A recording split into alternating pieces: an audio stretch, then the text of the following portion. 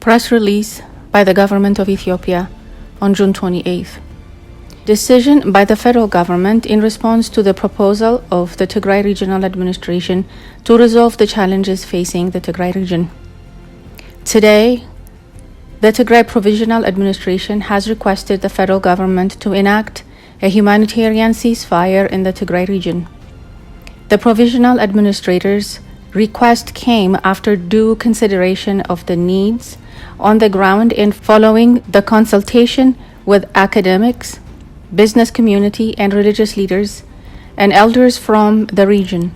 The federal government understands that the people of Tigray, especially those in the rural area, have suffered greatly, battling a desert locust, COVID-19 pandemic, the displacement and interruption of farming activities due to the criminal cliques, and instigation of violent conflict have left many in the region exposed to untold suffering.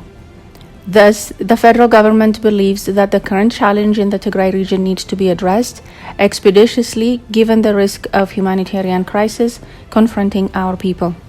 Despite the federal government's effort to facilitate unfettered humanitarian access, humanitarian workers still face challenges to reach all areas in the region to deliver urgently needed humanitarian assistance to those in need and avert political risk of serious food insecurity. Moreover, while efforts are underway to provide agricultural inputs to the farmers, it has been difficult to ensure that all farmers in the region are able to plant during this farming season. It is essential that the planting season ahead is not disrupted, lest farming communities will miss it with grave consequences for their livelihoods. There is also an urgent need to accelerate the return of internally displaced persons to their places of origin. This is a challenge that needs to be addressed as soon as practically possible. In light of the foregoing, the federal government has decided to address the above challenges forthright, frank, and bold manner. Accordingly, it has decided to enact a unilateral humanitarian ceasefire, pause in military activities, which takes immediate effect as of today, 28th of June 2021, with a view to addressing the above-mentioned challenges. The federal government has decided to do so with the conviction that this measure will help ensure better humanitarian access and strengthen the effort to rehabilitate and rebuild the Tigray region. Therefore, all federal and regional civil and military institutions have been ordered to implement the ceasefire in accordance with the directions set out by federal government. However, it should be understood that this measure taken by the federal government is in no way designed to allow impunity, as this would severely harm the cause of justice and sustainable peace. It should be abundantly clear that the government will ensure full accountability for crimes committed, whoever might be responsible for the atrocities. The federal government takes this opportunity to call upon all stakeholders, both domestic and international, to assist in the full and effective implementation of the humanitarian ceasefire. The magnitude of damage caused by the enemies of peace is indeed enormous, and rehabilitating the region certainly requires the concerted effort of all stakeholders.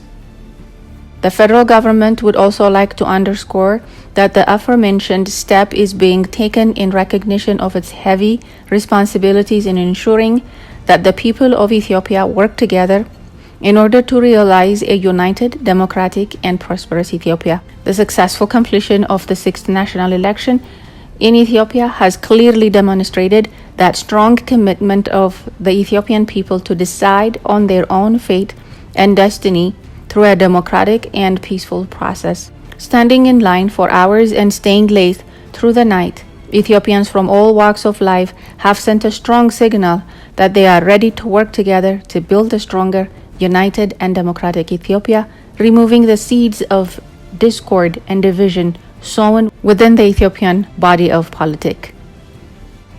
This move by the Ethiopian government is an audacious and brilliant strategy in so many ways.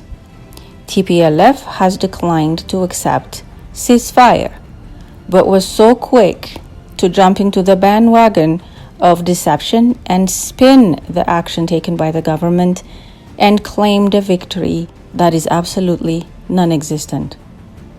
Fact is, TPLF finally undressed for the world and unveiled the ugly truth behind its dubious and underhanded nature.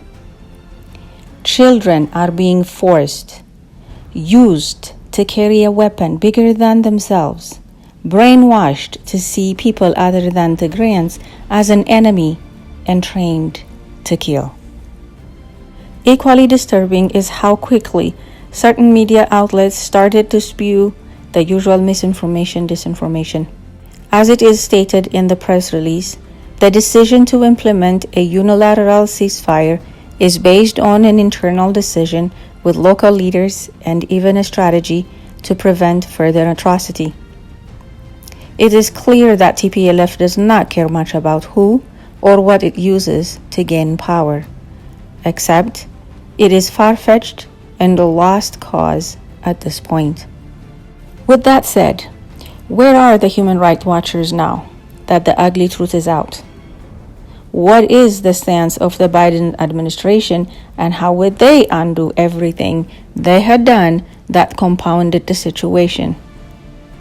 Who's calling out for human rights violation now that we know children are being used, trained to be soldiers?